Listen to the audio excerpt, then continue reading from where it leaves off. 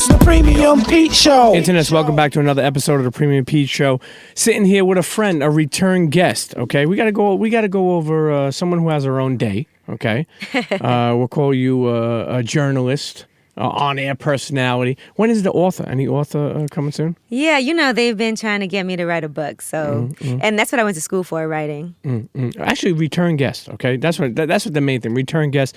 My friend Angie is in the building. Angela, listen, right off the bat. You're over here before we're starting. You're sending money all over the place.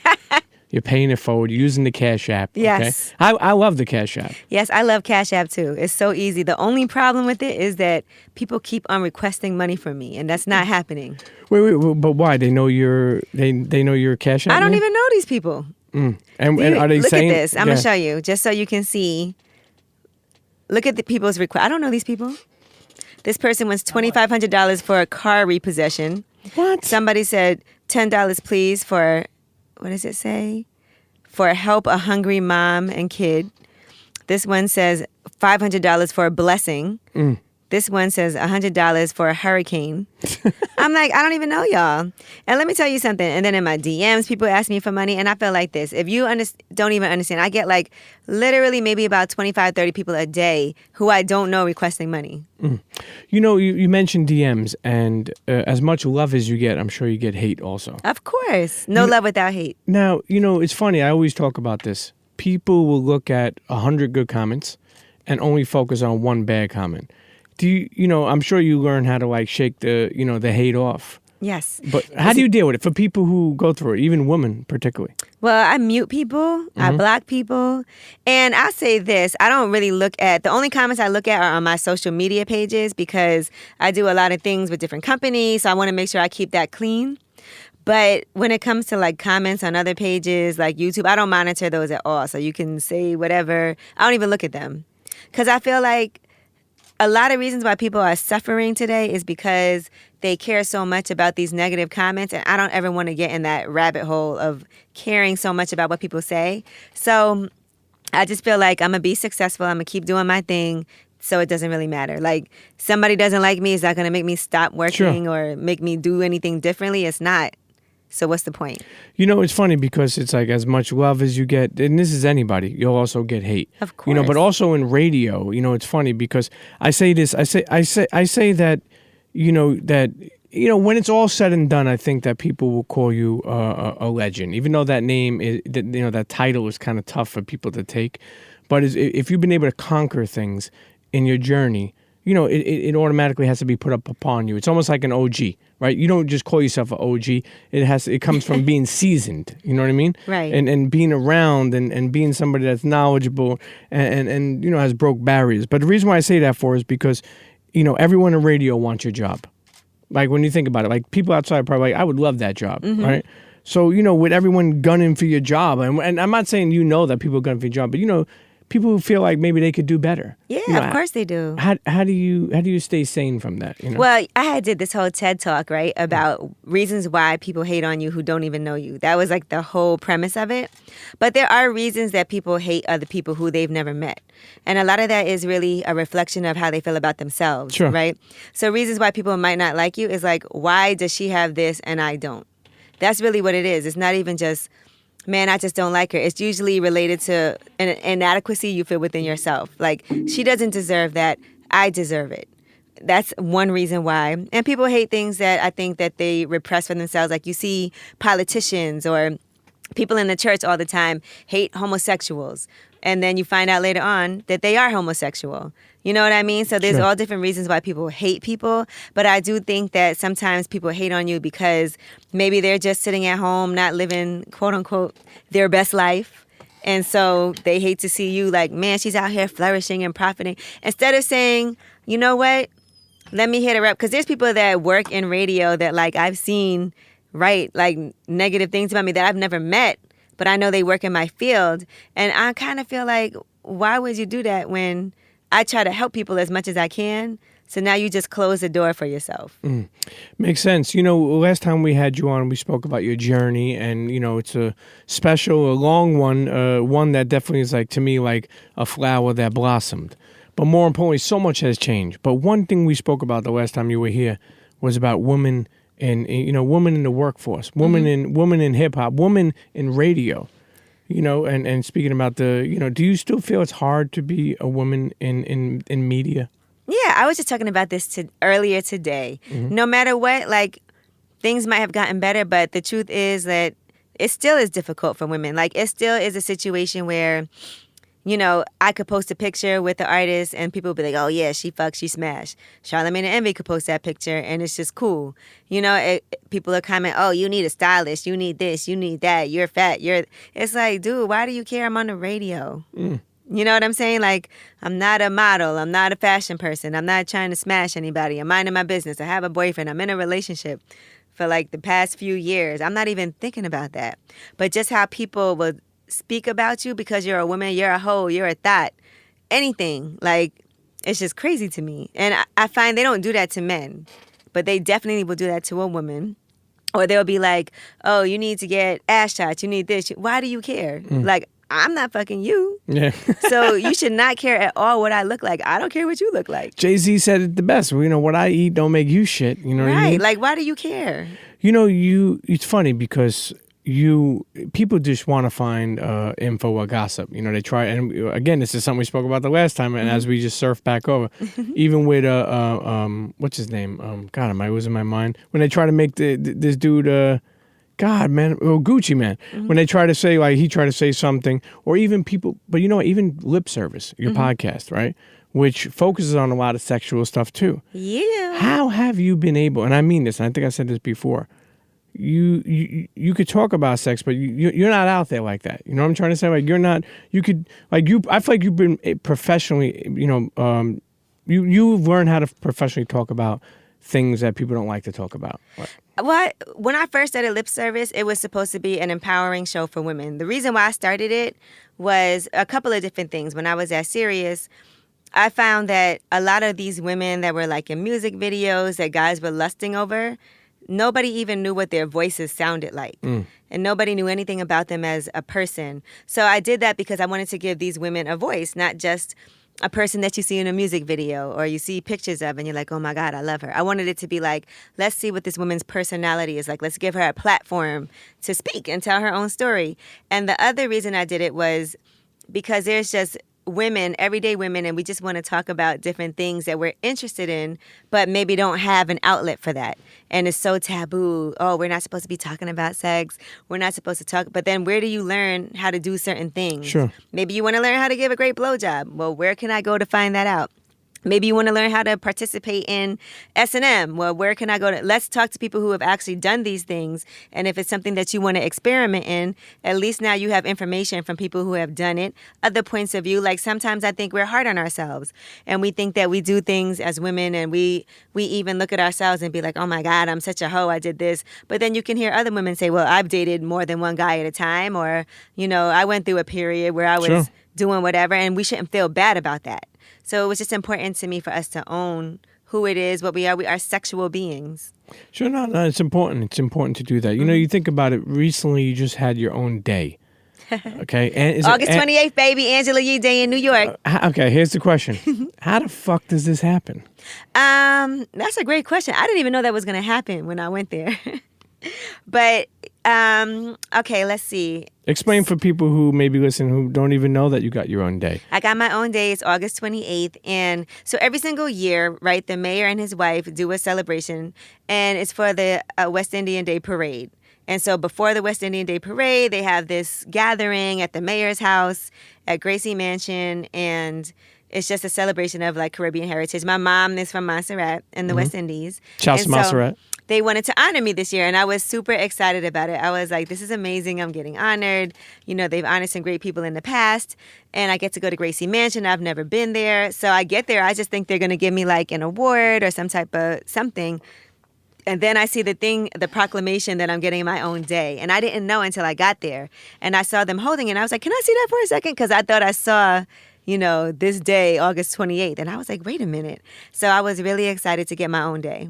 Now, did it hit you, or you like the next day or at night when you got home? Did it I think that day was exciting because it was over 2,000 people there. So just the fact that like that many people would care to be there. And then I took a lot of pictures with different people. But I have been trying to get more educated on a lot of different things. But in doing that for myself, I've been trying to like pass that knowledge on too. You know, like I was telling you earlier, I never had life insurance. I just got life insurance. But that was from me watching things that were happening around me. And then I had the State Farm podcast, Colorful Lives. Sure.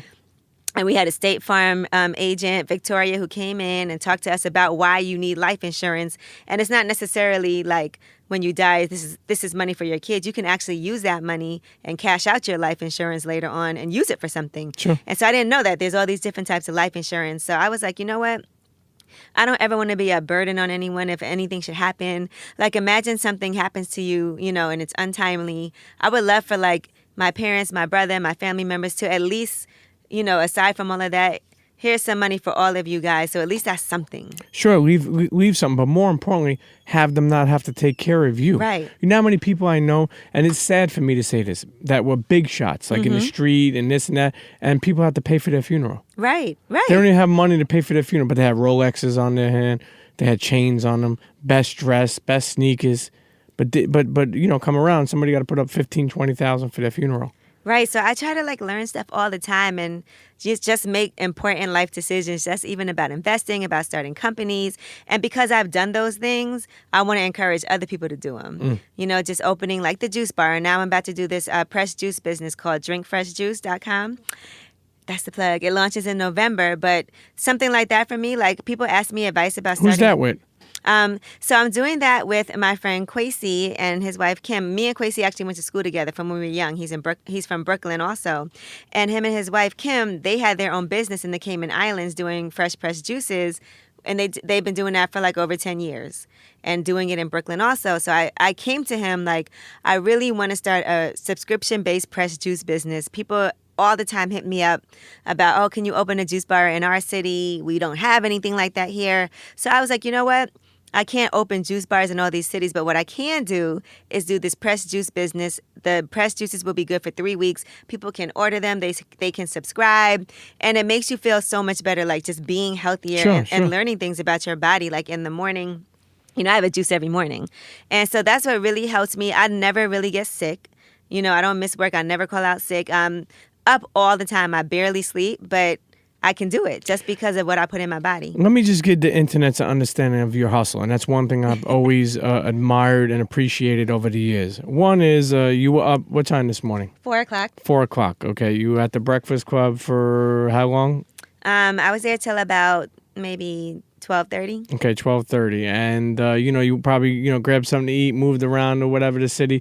You also did your own podcast, The Lip Service. And I just did something with Black Enterprise before that. Okay, and then now we're sitting here in the studio. Like, so what I'm saying is, like, how do you, honestly, because some people, you know what's funny? There's a lot of people who give up because they're tired. Right. You know, and I don't mean give up. I mean, like, so I always say this, your day job fuels your dream job, right? Mm-hmm. Because some people are not doing what they love. But at the same time, when they come home, they don't have the like energy to do their side hustle, whether that be they're trying to start. And people say that all the time. They're like, I'm just exhausted. I don't have time. But if you care about something, you'll make time for it. Sure. It's a priority for you. And I find that even for myself, I have to balance my life somewhat because I do work all the time. And I don't want to also get myself to the point where I'm like having a breakdown because I'm exhausted. So I always give myself things to look forward to.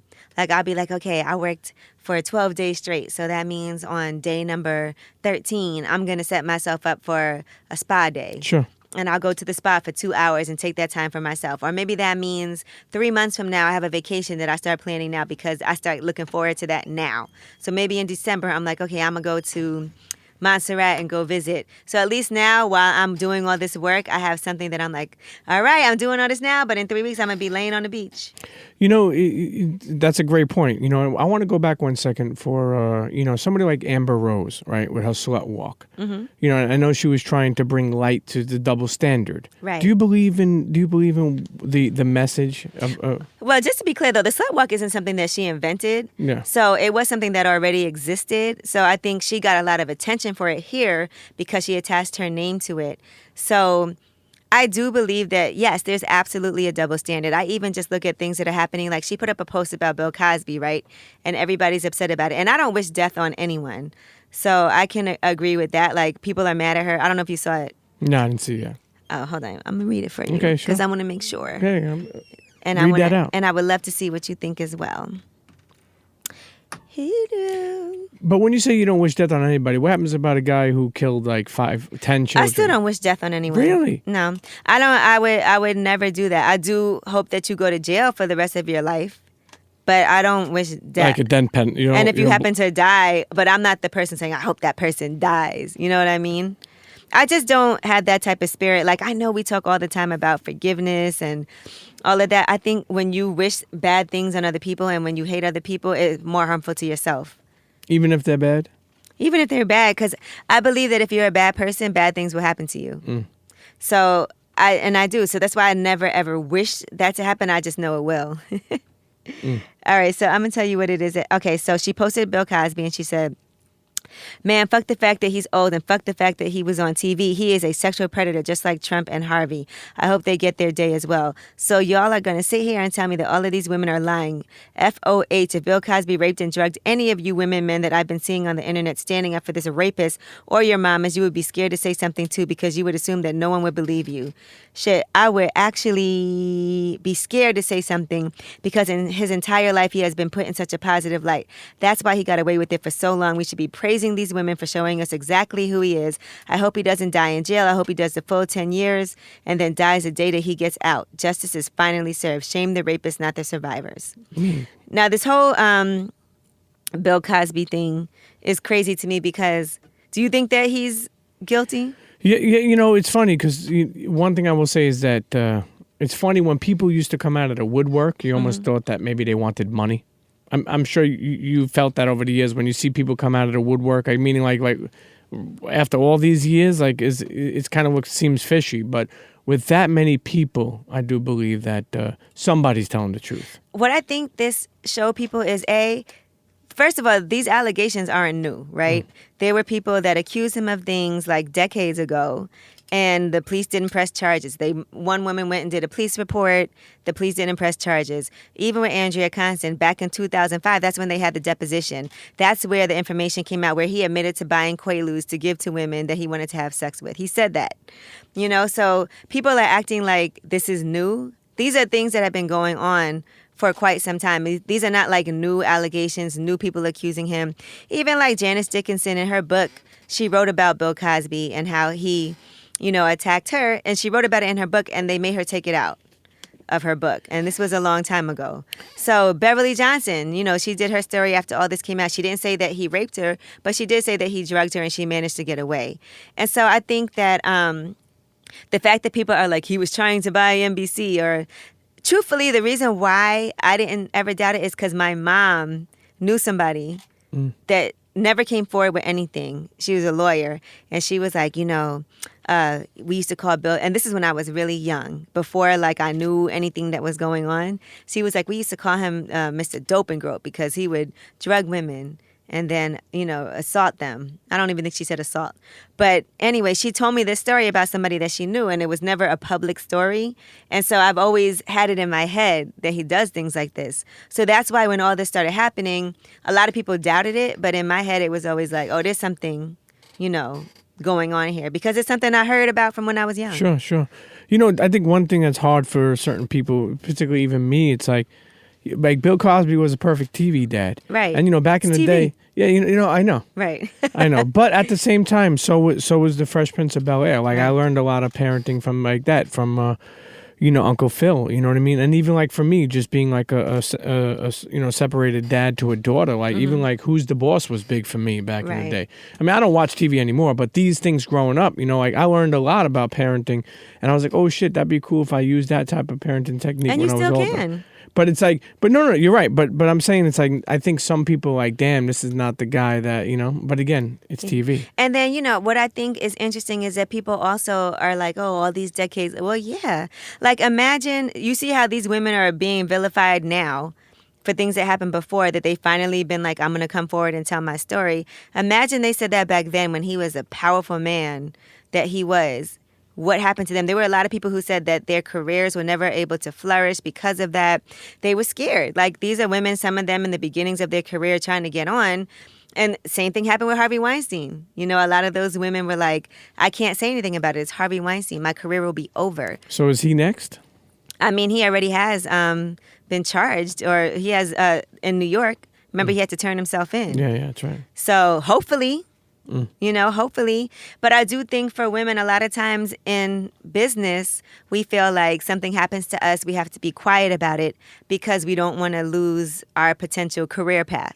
And people or get blocked. Yeah, and people will block that from happening. So that's a lot of what it is. And then you also are feeling like, even you look at what's happening with Kavanaugh, she's like, I didn't want to come out because I knew people would just crucify me. Sure. And it's hard. Like, you don't want to, I think nobody wants to ever have to come forward and say, this powerful person did this to me, because so many people aren't going to believe you. People are going to question your own past. And you're really putting yourself out there in a way that's not, perceived as like, I just did something positive. It's more like, people aren't going to believe you. And you can see that now. Like, people are still not believing. Sure, that he did something. These women. So. Which is crazy. Besides interviewing people on morning radio and doing a bunch of other projects with morning radio, you're also reporting news. Mm-hmm. What do you think the best place is for news? Because I don't even watch TV anymore, so the only thing I see is like social media.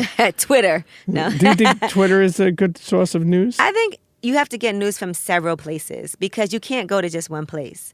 So every morning when I do the news, like, I definitely watch the news in the morning. I'll listen to like 1010 Wins in the car on the way to work. Oh, the AM radio. Yeah, on AM radio. I would definitely look at the New York Post. I look at the Daily News. I look at Huffington Post. I look at The Root. I look at all of those different like, there's so many places I look for my news. And when I'm at home, like, I'll watch CNN while I'm at home and have it on in the background just to see what's going on. I like to hear what people's points of views are on things and, get those stories presented to me. But then locally, I like to know what's going on in New York. So I do all of that. The Breakfast Club is, what, eight years going on? Yeah, 8 years. Fuck. What's the longest morning show? Not only in hip hop, but it's got to be Elvis Duran, right? Oh my God, yeah, Elvis Duran's been on forever, and he's still going strong. Fuck, man, I remember Elvis Duran from when I was a little kid. I know, right? The Z Morning Zoo. Z Morning Zoo. That's classic. I remember. Oh my God, yeah, it's quite. But 8 years, going on 8 years, especially in New York. I mean, I don't remember. It's not. Usually, it turns around quick. Yeah. Think about it. Some people go 2 years, 3 years, it doesn't work out. 4 years. I mean, look at you. Even if you think of Hot 97, Power 105, they've been through so many different morning shows. Mm-hmm. What would you say is what you think that is just the credit to your success? When I first started and I left Sirius, they told me it wasn't never going to work out. They were like, oh, you're going to go and you're not going to get to talk, and then the show is going to be over so soon, and, you should stay here at Sirius. And I was like, I'm going to take that chance. And I think part of it is the people that it's always something that you have to figure out your own personal, I guess, how we gel in a rhythm. And so you have to be afforded that time to be able to figure that out. Sometimes even 2 years isn't enough for that. People have to know that you're there. They have to tune in. You have to be allowed to grow. You have to figure out how to develop as a morning show, and that takes time. And so I think for us, part of what's made us successful is that, we all have different strengths. And so, like, Charlamagne has his strengths, Envy has his, and I have mine. And so it's not like all three of us are vying for that same type of position, because we're all very different in our approach to things. So I think that helps. I think it's a lot of putting your ego to the side in situations. Sure. And, knowing when to be quiet is just as important as knowing when to talk. Sure. So sometimes you have to just play the backseat. That's a gem right there. Yeah, sometimes you have to play the backseat. Sometimes you got to play the driver. But people have to allow that to happen too, and just, chill out and step up when it's necessary and step down when it's necessary. So that's been important. Coming up on 8 years, how well do you feel you gel with Envy and Charlamagne? Do you feel like it's just brothers and sisters, like it's that easy? Yeah, I mean, we pretty much, like, I can predict everything they're going to sure. do. It's like double Dutch. Yeah, I know exactly what's going to happen. I know what they're going to say. Obviously sometimes there's curveballs, but in general, like, I know what their approach is to things. So I just, it is a comfortable situation. Like, I know what it is. Of course, sometimes we bump heads because some of the topics that we talk about, we all are passionate about different things. I think for me, being the only woman in the room, the two of them could never understand certain things that I understand, or even like, I think they definitely have a very male view on a lot of Sure. things and don't get like you might have that also, Pete. I don't know, but I'm pretty open-minded. yeah, but it's just also hard sometimes. Like even certain things that we have to talk about, like the Me Too movement. Yeah. They'll never look at it the same I way, understand and what you're you saying. probably can't either. Because as a woman, there's certain things that we're fearful of. That like a lot of guys will be like, "Oh, these women waited this long to come forward. Why didn't they don't know how hard that is." Could be scared. No, I have a daughter, so it opened Right. me up to learn more. But you're right. Maybe I'll never understand. Yeah. But it's like the same thing. I will say this though.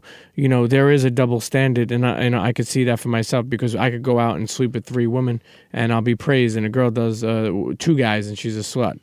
Right. So that's not that to me. That's not fair. You feel like that's changing? Yeah, a little bit, but not a lot. Not a lot. People judge. I see that just even from having a daughter. Like sometimes, like I took my daughter to Mexico a couple of weeks ago, and fucking guys are looking at. I'm like, yo, my man, you That's good? disgusting. I'm like, I know you you're good? like- But here's the thing. I don't mind if my daughter is in a. It's funny. I feel like maybe every guy says this, but my daughter's beautiful. She is. And She is beautiful. No, and it's funny. I don't mind you looking at her, but don't look at her like she's a piece of meat. Right. Like, Look at what a pretty young lady. Yeah. Guys looking at her like, yo, like Disgusting. construction. You ever see Right. how construction fucking guys do that? You know what I'm talking about? Yes. Like they look at it like, I don't know, man. So I guess the point I'm making is like, it's like, And there has to be a fear of yours, like when you see things happening and you think, I have a daughter. yeah. You know what I'm saying? So, and that probably makes you even treat women differently. Like I was looking at what Kanye had to say about Nick Cannon and Drake, right? Yes. About Kim Kardashian and respect her, that's his wife and da-da-da-da-da. But like, shouldn't you just respect every woman? Sure. Just because every woman is somebody's, daughter, mother, sister, friend. So why not just respect everybody? Not just because it's someone's wife, but respect a woman because she's a woman. One thing I'm scared about, and I preach to my daughter all the time, is don't treat people who treat you good like shit. Right. And I feel like that's become trendy in this day and time. Listen, people are opportunists too. Like so many people in this world will only fuck with you because of what you can do for them at that time. And then as soon as you're not necessary anymore, they don't care about you anymore. And that's, I think we take it for granted. Like, oh, well, that's just the nature of the business. When you're on top, people fuck with you. When you're not, they don't. But that's not how we should be. Sure. And I get it. Like, I get it because I'm super busy and there's people that I wish I could do more for and do more with and hang out with more. I just don't have time. But I never treat people shitty. Sure. But just acknowledging that and knowing that you put that in your stratosphere Right. can, make you do a little bit more. You know what I mean? Just the fact that you're thinking about that can help you be a better person. Right. You know what I'm saying? Like to other people. But, it's funny with your point. I had to tell you this quick story, but yes, my daughter did change my mind. Am I a guy? So that means I'm still a dog, right? But I'm not that dog that I was when I was a younger kid. You're like an older dog. Yeah, I'm more tamed. I'm more tamed, But the reason why I say that for, I'll never forget this one girl when my daughter was about 5 years old. Because when she was still young, I don't think I got it. But when she was about 5 years old, and she was able to say, "Daddy, where did you go? I want you to be here." And I was like, oh my God, she almost made my heart like. And I never forget this one girl I was messing with, and I didn't have any plans for her. And she was like, she was like, come over, I want you, come, I just got out of the shower, come and get this. And I was like, I'm clean. And what's so funny? I hit her back and I was like, look, I'm not gonna come. And she's like, what do you mean? I'm like, I'm just gonna, let's move on. And then she goes, why? I'm like, because I don't have. And you're looking for something more than I could give you, and I don't want to hurt you. And she was like, "What?" She was like, and then she wanted me even more after that. Oh, but my God. but I left her alone, and the reason why I did that for her, and not saying that a guy will treat my daughter like that, but I just felt that and I can't control what someone's gonna do, but with having a daughter, I just wanted to make sure. I was like, damn, if that was my daughter, Right. I wouldn't want somebody to do that to her. And why waste your time and hers? I don't want to like if she was just like, yo, you want to fuck? I was like, okay, but she really cared. Right. So why am I playing She games? showered. with her? You know she cared. Oh yeah. You don't really care. I don't even take a shower. She Where's the wet wipes? she had what powder was that she used? I remember that powder just came out at the time. It was so beautiful. That powder. A powder? Yeah, no, it was a powder. I'm trying to think Like a of the powder. Johnson & Johnson baby Nah, powder? it was like a better one, man. That shit smells so good. Damn, I Are you can't remember. reminiscing? Yeah, I'm reminiscing. But actually, back to Breakfast Club. How many markets are you in now? Like 90. Okay, for people listening, okay, a couple things. People listening who don't even know Angela Yee is. Say if there's a couple out there. People who listen who don't even know radio like that. What the fuck does that mean that you're in 90 markets? So it means we're syndicated in the morning. So we're based in New York, but we're on in 90 different cities, on 90 different stations in these cities. So we're on in like Miami, Detroit, Houston, Jacksonville. It's like 90 different cities. So does that obviously that's more money for you guys, but does that save certain cities money from getting a morning show? Yeah, it does. I mean, they still have to pay certain things, but they still have like an engineer that's going to be there to run the show, and they still have like local things that have to be done to program like the ads and all of that. But absolutely, it does. But radio was losing money before that because they were spending a lot of money on their morning shows. So I guess this, helps with that issue. So you're going on year 8. I mean, how long do you think this could last? I don't know. It's hard to say. I mean, listen, I think for us, like as long as we want it to last, it will last because we are doing well. So as long as we all are still in it, then it's all good. So, I know people have just re-signed their contracts and everything. So I would guess like at least another 5 years. Yeah. It's funny because before you said something that like made me think, like people, I feel like people love, like hate or love, like they hate, but they love the Breakfast Club. Yeah. So what I mean by that is, and I'm sure you've seen this, like people make fun of DJ Envy about how he acts as people. So, you're a vice president of the United States. Could you tell people at home what that means for that don't know? You know what I'm talking about? Yeah, it's funny. He always asks like the funny questions, and then there'll be people say Charlamagne is this, Charlamagne is that, he's bleaching his skin. Some people will complain about you. I've seen over the years, they'll say beautiful things about you. They'll say things like, why is she there? But they still listen. Yeah, and that's what's important. I think that, when you're doing well, people always want you to not do well. And then when you're down, people are like, oh my God, I hope they make it. But, it's just the nature of the business. Like, listen, the fact that people can hate on Oprah, people can hate on Beyonce, people that I look at and I'm like, they're amazing, is like, who do there's people that are Satanists, Satan worshipers. There's people, you know what I mean? So it's kind of like, no matter what you have in this world, there's going to be people that hate on it. Sure. But Breakfast Club has climbed to be that humongous platform. And that's why people hate it. And there's people that have their own shows that are like, the Breakfast Club is doing terrible. We're in 90 markets. Like, we're doing very well, And that's a big investment for a company like iHeart to put you on in 90 markets because that's marketing that they've spent. That's, different cities where people are used to you now. So it's not easy to just switch it up after that because it will disrupt the whole entire flow and everything that they have going on right now. So the Breakfast Club is not going anywhere anytime soon. When you do a contract, right, because obviously you learned all this stuff on the go over the years, right? Or just being in the business, there's always people to help put you on to people who can help you, and whether that be lawyers or... Now, do you do your own, like, renegotiations? Or No. Okay. But the reason why I don't, and I definitely know a lot about contracts, is because I think it's too personal. Like, you don't want your boss at work coming to you and talking to you about your contract because it makes you mad. You know what I'm saying? So they have someone that you could hire to speak to them? Well, your lawyer, and you always want to make sure because there's certain things you might not know, and that's not what I'm not a lawyer, but I've seen a million contracts over the years, so I know enough to question things, and I know what to ask. But they might say, "Oh, you know what? We should say this, or we need to put this in here because then this could get you out of this," which I might not know. So I want to make sure I hire somebody that can do that, and also somebody that could be that buffer. Because imagine like you're negotiating your contract with your boss, and you have to come in and work.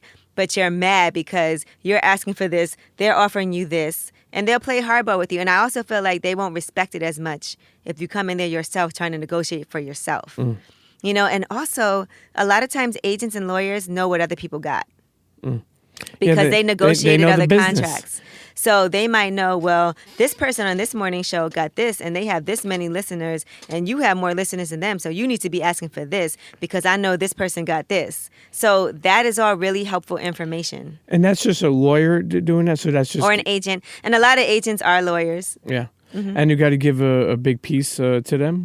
Listen, I'm fine with giving a bit, I'm fine with giving a percentage of my money if that means I got way more than I would have got without you. So if you got me $1 million and I have to give you $50,000 of that, I'd rather give you $50,000 of $1 million than I keep all of my $500,000. I like that. You know, I have a question for you because I always do this, and one day when I get to, and I know you're obviously getting to a point where you're continuing to do more and more, but over the years, I look at my bank account every day, so I know the exact number. I do too. I know the exact. So this is my question. I to look you. at mine every day, and then I add up my different bank accounts on the calculator, like to see how much I've made. Okay, there you go. So you're sick just like me. Yeah, the reason I do. why I say that for is because I've sat down with a lot of entrepreneurs over the years too, and I asked them the question too. Big money people, and some of them don't check, and I always wondered that. Do I want to get to a point where I don't check? No. But I can't. No, you It's know just what I so mean? easy to check. I have the app on my phone. Yeah. Use my fingerprint, and I can see everything. Yeah. And it's just easy. Like, why wouldn't I? Yeah, I mean, I guess that I look would at be. Instagram. I look at my bank account. Okay, there you go. That's exactly because I always wonder. I'm sure You there's some should look. people who Because you know what? A lot of times there'll be charges on there that you're like, what is this Sure, charge doing sure. on here? You leave a hotel and then they charge you and say the room was supposed to be taken care of. And then you see the charge. This happens to me so much. Like Sure. with promoters, you put your card down for incidentals and then you see, wait a minute, why was my card charged for the room? And then like that's happened so many times that you have to take care of it. You know, before you got a lawyer and an agent, you know, I have this problem sometimes where I feel like when you do a deal with a company or a brand, you don't want to blow them out of the water. But at the end of the day, you don't want to lowball Right. yourself. So, for instance, say if you say they want you down to this venue or whatever, and you're thinking, should I charge them $15,000? But maybe that's too much. Because you know what the crazy thing is? I feel like back in the day, people would tell you like, that's too much. Can you do 12? Today, people, They're if you like, give them a sorry, big, I'll get someone else. yes, if you give them a big number, they don't even respond. You know what I mean? Well, I think usually, first of all, I try to ask people, what's your budget? Okay. Because I think it's so important for people to throw out that number to you first when they're trying to make you an offer. So that way you can gauge, like, is this worth my time? Or maybe you would have asked for less and then they offer you more. You know, so I think all of those things. And then also, what are the expectations? Like, you're right. I don't ever want it to be unfair where I ask you for so much money that you can't even make that back. Sure. You know, because you want to make sure that you give that person a good experience. They want you to come back. They see that things went really smoothly and you continue that relationship. So I think it's important to, if they won't throw out a number for you, you can also say to them, look, this is normally what I get. So let me know what you can do, instead of saying this is my number. The thing that scares me with that sometimes is you know, you don't want to, like, sometimes I feel like if you lock in for a low number, that's so hard to increase. Well, you can say, if you want me to post it, it's going to cost extra. Yeah. So for Instagram, I charge this. And Yeah. if you want me to post it on Facebook or Twitter, I charge this. Yeah. You know? Well, even I'm just talking about, like, say if you, I don't know, say you're a brand ambassador of a brand and they give you, like, you know, say you work out a deal, like, you know, I don't know, you took a low one for like $20,000 for 3 months, just say you feel. And you know, you're like, damn, I kind of went low, but whatever. It's not much, you know, heavy lifting. Yeah, once you agree, you agree. And then it's so hard for you to say, like, damn, man, I should be getting more. But it's hard for you to go to 30, you know what I'm saying, for the next 3 months because you came in, you know. But I also feel like if you went in it for 20 and then it's time to renegotiate, you can say, well, I did that price just because it was the beginning of our relationship and you see what I've done for you. Because I also don't like when people agree to do something and then they don't fulfill what they agreed to do. So like if you ask me to do something, I want to make sure I fulfill what our agreement is. And then if you're happy with my work, you shouldn't have a problem with paying me 30 next time around because you liked how our relationship was. It was smooth. I was easy to work with. I fulfilled all the obligations and maybe even did something extra for you. So now you're like, okay, that's worth 30. See, there we go. We're having negotiations here. Listen, you know what? Let's take a quick break, okay? Angela Yee's here. The return of Angela Yee. Yee got her own day. Listen, can you get out of parking tickets now? No. No? As a matter of fact, I have one I owe right now. I just got an email about it because I forgot to pay You it. better fucking pay it. Internet, don't go nowhere. We're sitting here with the one and only Angela Yee. Be right back. Cheer. Yep, Charlamagne the God here. The Prime Minister of pissing people off, the ruler of rubbing you the wrong way, the architect of aggravation. And right now I'm with my guy, my man Premium Pete, on the Premium Pete Show, okay? Internets, tune the fuck in. Peace. Internet, and we're back sitting here with my friend, Angela Yee. Listen, Hey. what's, you know, one thing that I definitely wanted to know that I don't think I asked you the last time, okay, is what's been the best part of your journey so far? Making money. Like, because you know what? For so long, Why do you for say real. that? Money? Because Well, making money. Okay. Because it's not like just having money, but it's making money. And I say that just because for so long I was always so broke and not able to do things I wanted to do. And also worried, like I would always be the type of person that worried about what's going to happen when it's time for me to retire. Will I be able to? Sure. So that's why I say that's been good for me because it gives you more of a peace of mind. Like, not like I'm rich or anything, but now at least I feel like I have myself in a situation where my credit cards are all paid. I have a house. You know, I own 3 houses in Detroit that I'm working on. Like, I have investments going on. And I've always been concerned because my parents were never good with money. So it's something that always would weigh on me. Like, oh my God, like when I worked at Sirius, I made so little money. I was like, will I ever be able to retire? Will I ever own a house? What's going to happen if I don't have a house? Will I have to work for the rest of my life and rent? And it was all things that really like I didn't know what was going to happen in the future. So it feels good to have made some smart decisions and to be able to make money. It's a blessing, but I know I work really, really hard for everything that I have. And I think sometimes also like, I don't want to just be in a position where I know people who are married or with somebody and that's why they have money but when that gets that could get taken away from you. Like right now for me, I'm going to be happy just even being able to pay off the house that I live in and know that I'm good. You know what I'm saying? Like later on in life, if I decided I want to retire, I'm not going to be struggling. And I want to have these investments that are making me money when I don't have to really work so hard for it all the time. So I work really, really hard right now still because I'm trying to get to that point. But I like to see the results. Like there's nothing that feels better than when you go really hard for something, work really hard, and then could see the fruits of what it is that you've done. Do you know when that, you know, it's funny that the way you explain that because it's like something that you could really understand and feel. Do you know when that moment was when, like it's funny because I think a lot of people feel that way. Damn, I have to work for the rest of my life. Damn, am I ever going to make enough money? Do you remember that exact moment when you felt like, holy shit, I'm where I wanted to be or I'm not have to worry as much? Do you remember that exact moment? I'm not where I want to be yet. And I still worry all the time about things. But I feel more comfortable knowing that, like, for instance, like I bought my house like 4.5 years ago. Mm-hmm. And so I always overpay on my mortgage, right? And I paid for more than half my house already. So even though at first I had a 30-year mortgage, I refinanced it to a 15-year. And if I keep paying the way that I have been, I'll be done paying it off in like 4 or 5 years. That's going to feel great to me. Like when that happens, I think that's when I'll feel a lot more comfortable knowing that like, you know, and I do have my savings. Like I said, I already got my, you know, my life insurance. I have my IRA. I have my 401k. And I have money in my savings account. I have my businesses. Money in your Cash App. Money in the bank. I got Cash Apps, you know.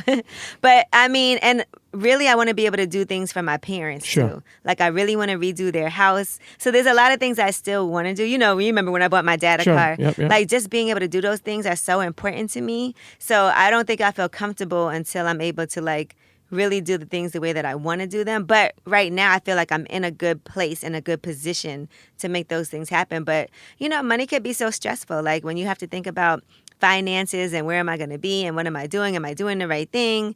You know, that's really stressful. And I know that I'm always have the ability to make more money. Sure. What's one thing you couldn't live without if you think about it? One thing I couldn't live without? It's tough. It's tough. I may have put you on the spot with that one. I know. What could I not live without? It's like I could give a simple answer or I could give something extravagant. Like on the simple side of things, I can't live without lip gloss because my lips always feel dry.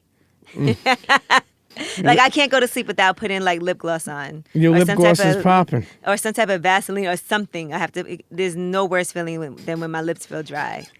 Like I can't. I go to sleep with Vaseline next to my bed just for that, not for nothing else, Pete. Okay. I mean, I don't want to. No other reason. You know, here goes something that I think is real special. You know, you have a segment called Ask Ye. Mm-hmm. You know, well, who does Ye ask? You know, when it comes to certain things. I talk to my friends a lot, and I'm blessed that I have like really great friends that I can hit up, and anytime something happens, I can ask for their advice on things or sometimes just vent. I think I'm pretty good at being very logical and figuring things out for myself, but I tell you, like, being logical sometimes is also has its like negative aspects to it because I'm so logical.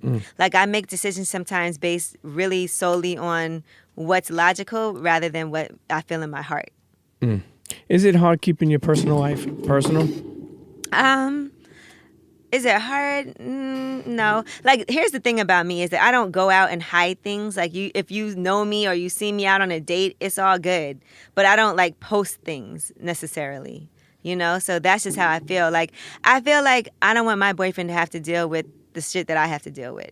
Like, I don't want to post him and have him having to deal with people having things to say or, like, being annoying. I'd rather just deal with that on my own. Like, the hardest thing about people saying negative, nasty things is knowing that, like, my mom's going to see it, my dad's going to see it, my boyfriend's going to see it, and be mad about it. Like, they'll be more mad than I am. Sure. We're both getting older. Mm-hmm. Two things Thank God. Two things you haven't done yet. One, have a kid, Mm-hmm. and the other is get married. I mean, I got married, it didn't work out, but God bless. But do you ever plan on or want to do those things? I definitely want to have a kid. I haven't tried to yet. But I did go see my doctor just to make sure I can, like, still. And she said everything's fine, but I should do it soon, as everybody will tell you. And I know, like, I've been talking to, like, the detox doctor. So when I'm ready, I'm going to do the detax. Actually, my best friend did a detox and ended up having twins after she did her detox. Yeah, naturally, like nothing. And so, so I do feel like I take good care of myself. So I know that can happen. You know, and I know it's not easy for a lot of women. Like, having kids is not always going to happen, no matter what your age is. Sometimes it doesn't happen in the timing that you want it to. But I feel like I've never tried to get pregnant. I've always tried to not get pregnant. Mm-hmm. I've always been really careful about that. Because why? You don't want to, like, have it affect that your career? Or? I think I just wasn't ready. Like, I just wasn't ready to have a kid yet. And I also wanted to, in my head, like, be married and have a kid. But now I don't feel like I need to be married. Marriage is not, like, on the top of my list of priorities. Sure. But if I had a kid, maybe it would be.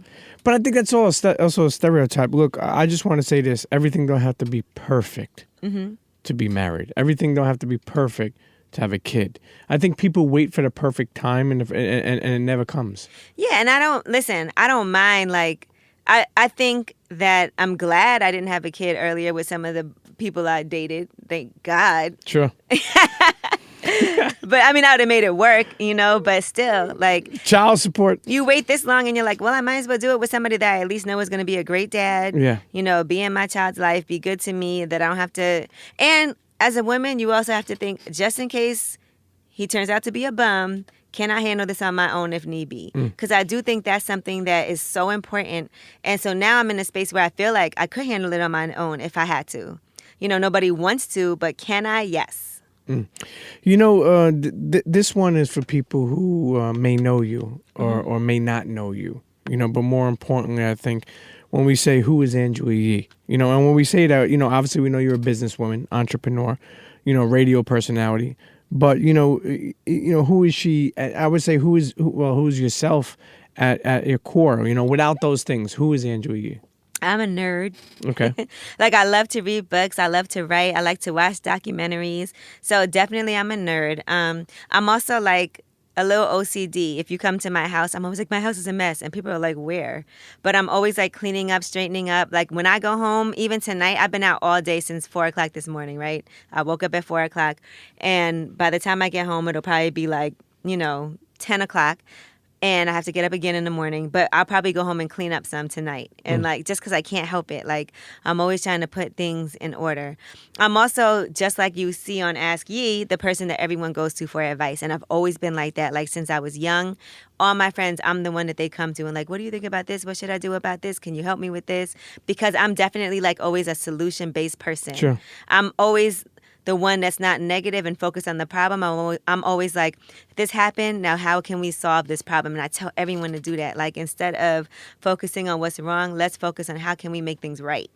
Something that's powerful with your Ask Yee, it's crazy, and especially your presence, socially and like, over the years, from being a divorced father, separated father, I have people hit me all the time. And, crazy thing is, over the years, I've been the person that like we get on the phone with like somebody would like write this crazy thing, and I'm like, you know what? I don't even have the time to write back. I didn't tell them this, but I was like, give me a number, and they would give me their number, and I'm like, you're free for a call, and I would call them, and they were like, this is crazy, you know what I mean? But and not saying that like who the hell am I, but to them, it's a big deal. And I would be like, look, this is what you need to do. Hang in there. Don't worry about it. You'll be able to see your kid. Go to court. Figure this out. Try not to worry. Don't argue with her. Like shit. I've done that, and even with depression. Because for a while, all of us go through depression. I would say that, and I would have people email me like, "Yo, I feel like dying." I'm like, "Holy shit!" I have some of these emails right now that so I was just. That's why I'm asking you, because I know you get some of the craziest. I get a lot. How do you deal with them? Sometimes if things feel like it's severe, I definitely have called people, hit them up, and I have a therapist that I am cool with that will actually step in when it's something that I feel like is above me even trying to just handle. And he's definitely been great. Shout out to Dr. Kendall Jasper. But he's a clinical psychologist, and he owns these different facilities as well. So he will definitely get on the phone, talk to people, work through it with them. And it makes me feel good to know that I have a professional on standby that is willing to actually put himself out there and just make these phone calls. He'll give people homework to do to help them get back on the path. And I always check up just to make sure things are going okay. But, if I can step in, sometimes it's enough for you to. I remember one woman called me, and I still follow her on Instagram. Her brother got killed, and she was like, I'm going to do something stupid. I don't know what I'm going to do. I'm going to hurt somebody. I'm going to kill myself. And it had just happened. And so I called her, we were having conversations, she has kids, and we talked about that. And we talked about sometimes people just need to vent to somebody that's outside of their circle of people. And then even just being able to hear me on the radio and feel like someone cares enough who doesn't even know them, to actually take time out to call them is enough for them. And, thankfully she's doing great now. And this was over a year ago. But I just, one woman, she was being abused by her child's father, and he was beating her pretty bad. She sent me pictures, and I told her she has to get out and she has to go file a police report and do all of those. And she did it. And she actually moved out, got her own place and everything, and she's so much happier now. Sad.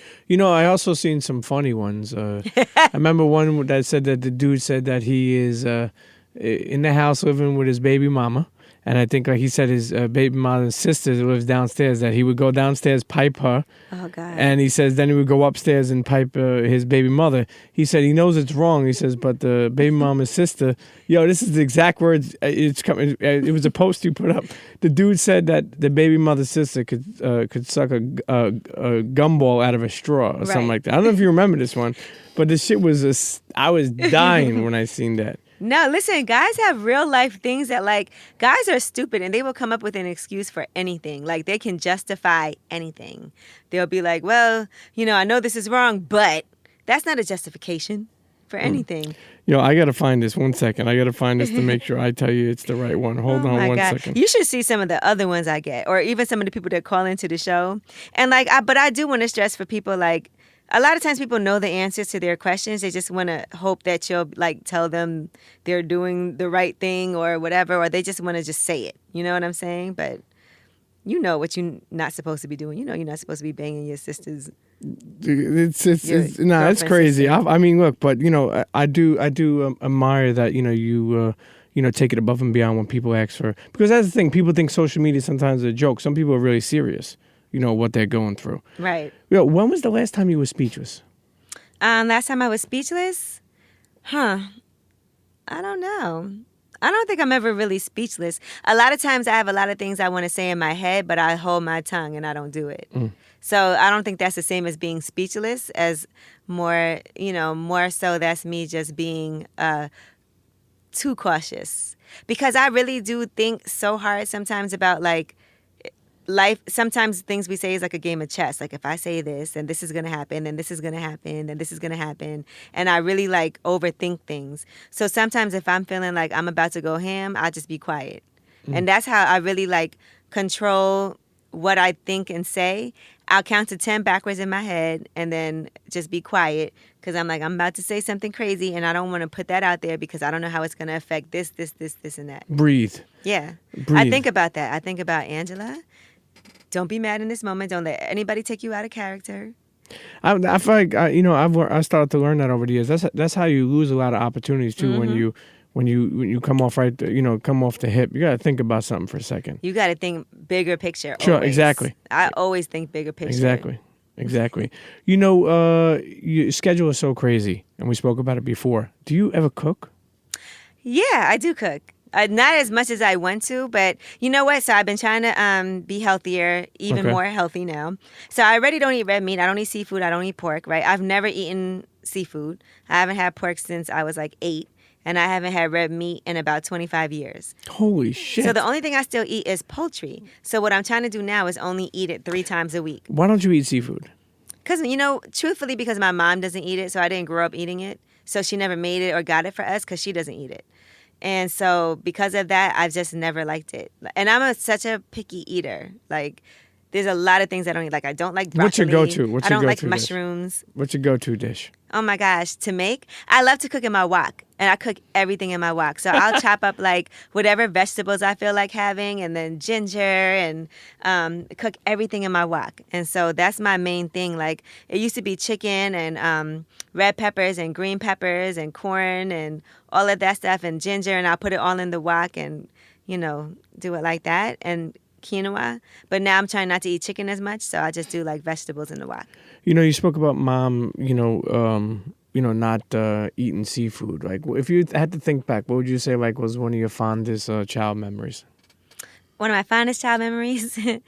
See, I have a lot of negative ones of things that I did because I was bad as hell. You're a bad girl from Brooklyn. I was so bad. You don't even understand. Like, 15 years old, stole my parents' car, crashed it twice because I never drove before. And I really drove from South Orange to West Orange and then crashed twice and then put the car back in the garage and didn't say anything. I was just talking about my 21st birthday at my parents' house, and a huge fight broke out and the cops came. It was a disaster. Somebody jumped through the glass window by the door, and it was a craziness. I know my parents were so over me. That's another reason I'm scared to have kids, because I was so bad when I was growing up. But my fondest childhood memory, I would have to say, I was so damn bad. I remember one day I smoked a whole pack of cigarettes when I was 8 years old. Outside the Sears parking lot in Brooklyn, we sat there, me and my friend that lived across the street from me, we sat there and smoked a whole pack of cigarettes. I don't know why I did that. I never smoked a cigarette again after that. Never again? Never again. What about weed? It was disgusting. Do you like weed? I don't smoke that much. Okay. I might do it every now and then, every couple of months. But I'm never the person that's I gotta get some weed. Maybe I'll do it if I'm around other people who are smoking and I give into a little peer pressure. And when I did smoke weed for real? When I first bought my house. I had this vision in my head of me sitting in my own backyard smoking weed. So I would do it just because the idea of it was I'm in my own house and I would just get to smoke weed in my backyard and read a book. And so I did it for a little while, and then I was like, why am I doing this? You think about 8 years Breakfast Club, and working every day with Envy and Charlamagne, and all views have flourished. It's funny because if you think about it, all views you started early in the podcast game. Shouts to loudspeakers. All views are flourishing in your own way. You with entrepreneurial with your businesses, Envy too. Charlamagne. I mean, basically, really living your best life. If you think about it, what do you see? When you step away from this, what do you see that legacy to be? The Breakfast Club. The Breakfast Club legacy. Yeah. I just want us to have had some interviews that are timeless and classic, which I think we already have some pretty classic interviews, and I want people to feel years from now they'll look at those things and study them in classes. And things like that. I think that's so dope. There's so many radio personalities that I grew up and that I still look at and love them and admire them so much. And I hope that it inspires other people to want to do radio. I hope that, young girls that are coming up in the game can be I want to do radio because I really like Angela Yee and I want to do what she did. You know what's special seeing you? You obviously have become a veteran. But seeing you with Angie Martinez. Oh yeah, that's and it's funny for me because too. it's funny because it's there's such a level there, you know what I mean? Of like, I don't know, maybe I look at it like this is like a big sister almost. I of still, what I she get has been able starstruck yeah. still. Like, I'll be starstruck. Sometimes I'll be like, look at me, here with Angie Martinez.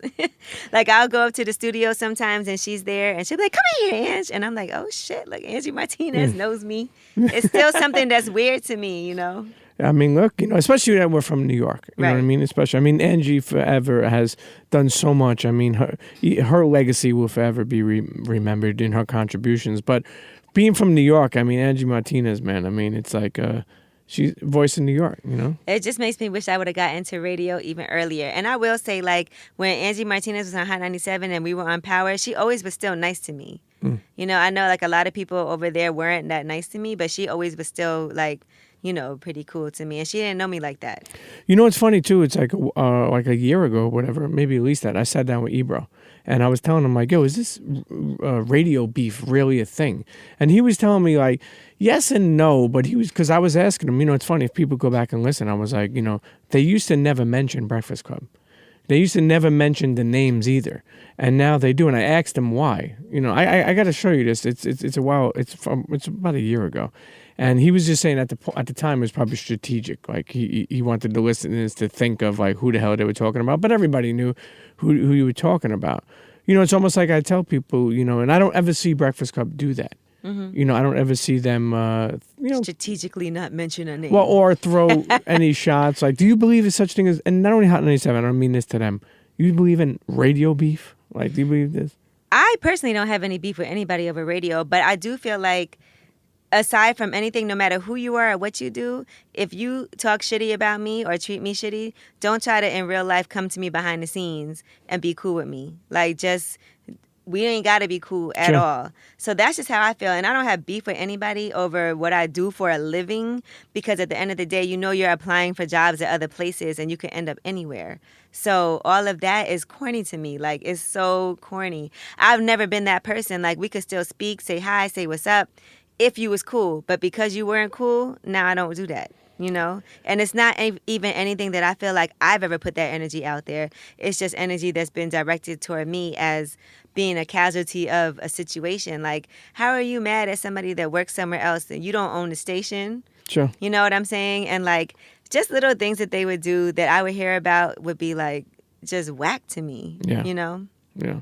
But it's a small world. I mean, don't you see people, like, especially from Hot 97, don't you see them out when you're out? Like, you know what I mean? It's like, it's a small world we live in. Yeah, and I just like, I don't know people in the party, I don't talk to them either.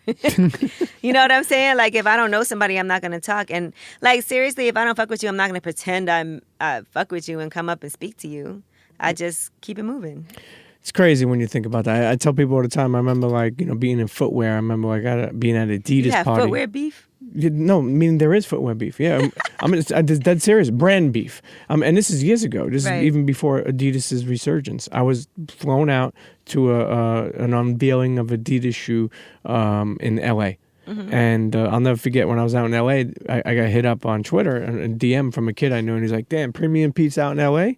He's like, yo, he worked for Jordan Brand. And he's like, I want to pull up on you, but you had all the Adidas guys. I'm like, yo, this shit's not Crippin' Blood. Like, what are you talking about? But I do understand, like, not going to an event from a competing brand. Okay. Not that you can't be cool with the person, but, the fact that y'all were cool and he hit you up, but he can't go. I understand that, because for your job, it just looks bad. Yeah. You know what I'm saying? Like, if you're working with Duce, you're not going to go to a Hennessy dinner. Yeah. So you're saying, if you take a picture on Instagram with Ebro and all them, it look kind of weird. I wouldn't do that, though. I wouldn't, but I gotta. It's funny. I never brought this up to you, even on or off air, because even like they mentioned that the Hot 97 tried to sign Charlamagne. I don't know if you ever heard that rumor too. Yeah, I remember when that happened. I mean, of course, they wanted to have talks and everything, but I think people use that as leverage. Just like you might be like, hey, they talk to me. Listen, at the end of the day, are you going to go somewhere where you're on one station, or are you going to stay where you're on 90 stations and you have a weekend show and you're on Revolt? Yeah, no, I mean, listen, it's been amazing. So it might be nice to like have that talk so that you can go back to your boss and be like, hey, this person's talking to me, this person's talking to me, time to negotiate. Yeah, I mean, it's listen, a strategy. Send some press juice drinks over to the Hot 97. when you drop the brand. I'm only playing. Yeah, I know. You spoke about timeless interviews, timeless moments on the Breakfast Club. Run down some of your favorite. Okay. Of course, Jay-Z.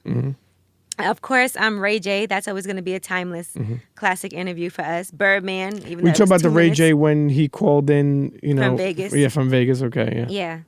Yeah. The Birdman, obviously. Yes, the Birdman one. That was the briefest interview, but it was pretty timeless too. Legendary. There's so many interviews on there that I enjoyed. Like, I love 2 Chainz. So when we've had him on, I always like that. I think people will always like the Kodak Black interview where he came on with the ski mask on. Yeah. That was good. A lot of things are memeable. There's some interviews that, like, I wouldn't say that they were timeless, but they got a lot of memes. Like the Little Mama interview had a lot of memes, but Sure. I hate that interview. Yeah. You know, When she was crying. Yes, I hated that. They blame Charlamagne for that.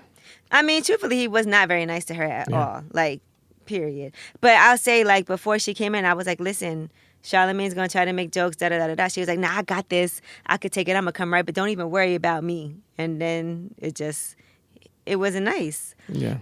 So. Who else cried on there? I feel like someone cried on there that for a good reason or whatever. Not a good reason, but meaning like it wasn't like, damn, I feel like someone cried on there. Just recently, right? I don't know. I feel like there was there is a lot of good. I feel like people. It's in their rotation. It's amazing digitally too. Like it's amazing how digitally like the Damon Dash interview. I think people will always like. Yeah, I got cookies. Yeah. I mean, him and Envy going back and forth. Yeah. I was just like, I'm gonna be honest. That day, I didn't even really want to do that interview. I just knew it wasn't gonna go well. Sure. So. Now, is there, obviously so many people, even Ed, what's his name? Ed Sheeran? Mm-hmm. So many people have come to sit down. Is there somebody that hasn't sat down yet that you like Rihanna. Yeah. I would love that. But why? Why hasn't she come yet? I don't know. Maybe when she has a project coming out, she will. I don't think she does a lot of radio like that. Drake's never been there. I know, but I'm surprised that he's never been there. Are you really? Yeah, I am. I know he don't get along with Charlamagne, but then they made up, then they make believe made up, and Drake is.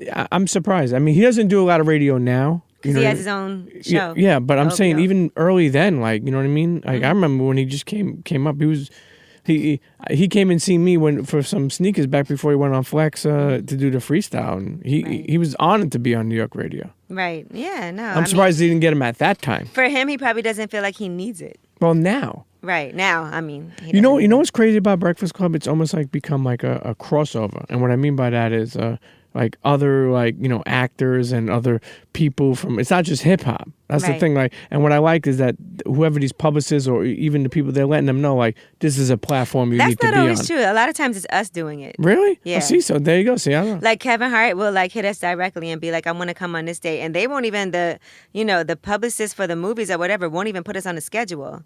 But he'll be like, yo, I'm going to be in New York. Can you fit me in at this? Of course we can fit you in, Yeah, sure. And a lot of times they don't feel like it's valuable because I think people have an old school way of thinking.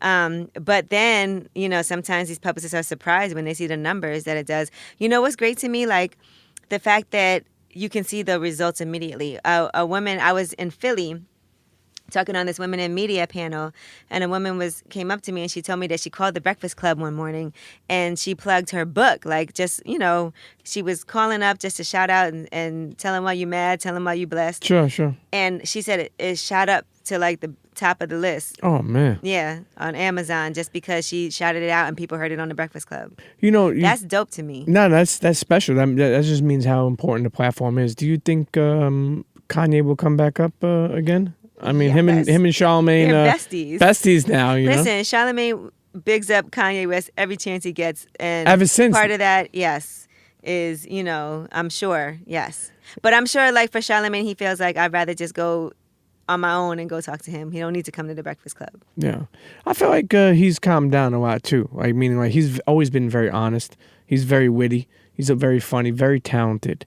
But I feel like he's calmed down a little bit. Like Kanye? No, Charlamagne. I was like, what? No, Charlamagne, I feel like I think the climate of what's happening right now has people nervous. Like, some of the jokes that you thought were cool before might feel inappropriate now because people are really paying attention, to certain things with what's going on with women feeling more powerful and being able to speak out, and just everybody's on eggshells. So I think a lot of things that he used to do and say, he has to rethink.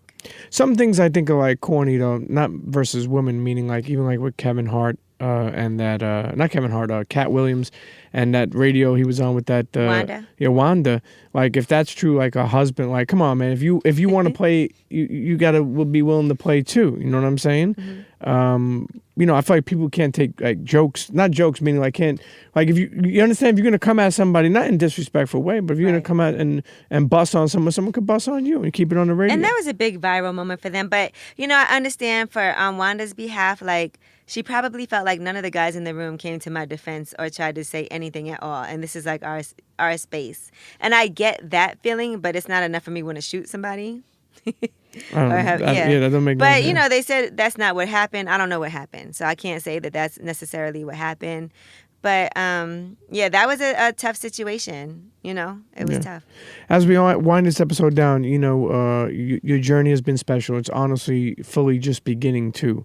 But when you think about it, have you ever doubted yourself over the years? Are you somebody that, is just confident with what you're doing, or sometimes you doubt yourself? I've always doubted myself when I first started radio, especially because I didn't know if this was going to work out for me. But I've always been confident in knowing that I could do something else if this didn't work out. Like even to this day, if something happened and I wasn't doing radio anymore, I feel pretty strongly that I know that I'll get money doing something else, and it'll be still good money because I definitely have always made sure that I've dabbled in different things. Like I have a background in marketing. I can write pretty well. I could, if I wanted to do a book deal today, I could do a book deal because they're trying When's to the book happen? Come on. I was just talking about I have some crazy stories. A lot of it is me feeling like I don't know if I'm ready to tell some of those stories because it involves other people too. So I think about things like that.